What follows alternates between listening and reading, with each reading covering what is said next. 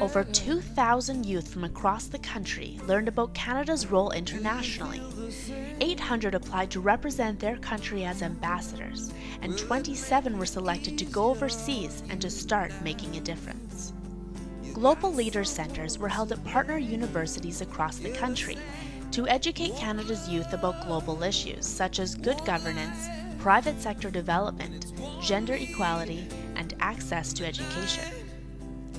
The Canadian International Development Agency, SEAsia, played a valuable role addressing topics such as the Millennium Development Goals and SEAsia's objectives.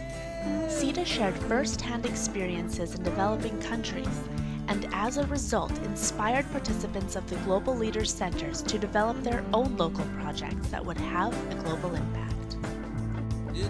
Canada's top 27 young leaders gathered in Ottawa for the National Youth Ambassador Caucus, meeting with our country's top leaders in development, including the Minister of International Cooperation, Bev Oda.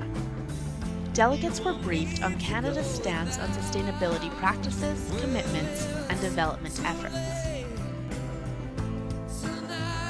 Junior Team Canada lands in Hanoi. Our first stop, the Canadian Embassy to Vietnam. Lynn Racine, the head of Aid Councillor, discussed Canada's priorities in Vietnam. Fortunately, she told us that the country has met or exceeded most of the Millennium Development Goals. However, there are still many challenges to be faced. Junior Team Canada also hosted an educational youth forum at Hanoi University to promote Canadian universities and build bridges between Canadian and Vietnamese youth. Junior Team Canada volunteers at the Vietnam Friendship Village, a home and safe haven for disabled children and veterans affected by war. The center offers approximately 120 children the opportunity to learn vocational skills, such as sewing and artificial flower making, as well as providing basic primary and secondary education. The main objective of the village is to become self-sufficient within 3 years. To accomplish this, with the assistance of the Canada Fund, the center cultivates its own food in an organic garden. It also raises pigs, chicken, and geese, and hosts a fish pond. All of the children and veterans had a story to tell. Their gratefulness and beautiful smiles made all of the hard work worthwhile. Junior Team Canada mission at Hoa Sua School for Disadvantaged Youth, teaching French and English.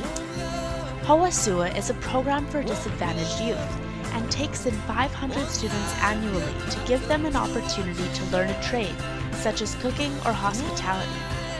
They were eager to learn, and after 3 days of intensive teaching, their language skills increased their ability to grow in their career and become socially independent.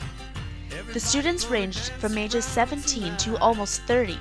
They were very appreciative, and we were so glad to have increased their language skills. Moreover, relationships were built, and our Canadian culture was shared. These experiences had a big impact on the students as well as on Junior Team Canada. We now have a wealth of knowledge on the development and community needs within Hanoi. Our most important responsibility is to bring this back to Canada. Where do we go from here?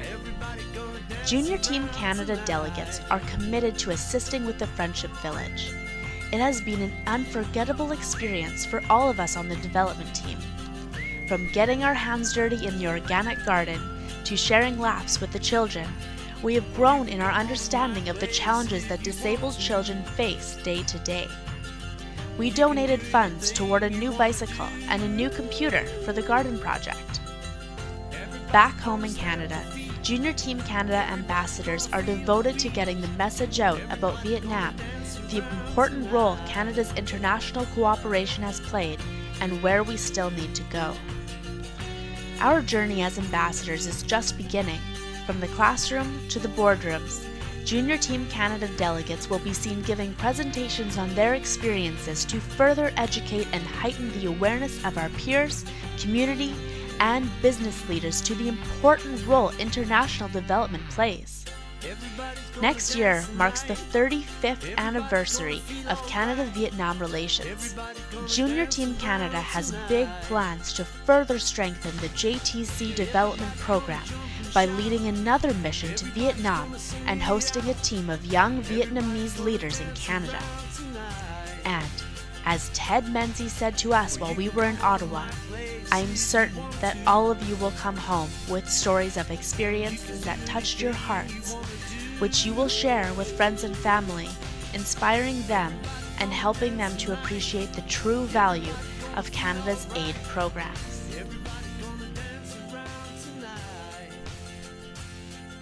All of us are better than any one of us, and together we believe that we can truly make a difference.